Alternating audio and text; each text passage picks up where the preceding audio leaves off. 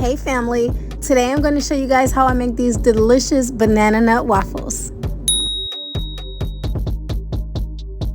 Okay, so you're going to use 1 3/4 cup of milk. I'm using vanilla almond milk. To that, you're going to add 2 teaspoons of apple cider vinegar and half a teaspoon of vanilla extract.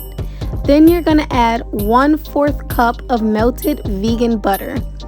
Give this a really good stir and then set it aside so now we can make our dry mix.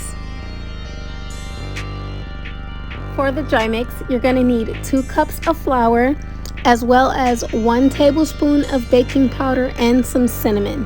Now you can use however much cinnamon you like. I love a lot of cinnamon in my waffles. Give this a really good mix, and now it's time to add your wet to your dry mix. So add that and then give it a really good stir, and then you're ready to add it to your waffle iron. Spray your waffle iron with a little bit of cooking spray, and then go ahead and add some of the batter right into the center of your waffle iron. You can spread it out and make it as perfect or as rustic as you like.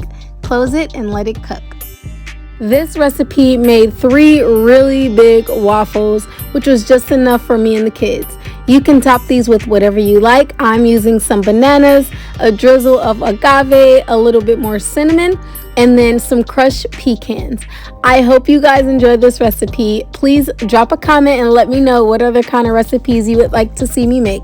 And don't be greedy, share this recipe with a friend. Thanks for watching. Bye!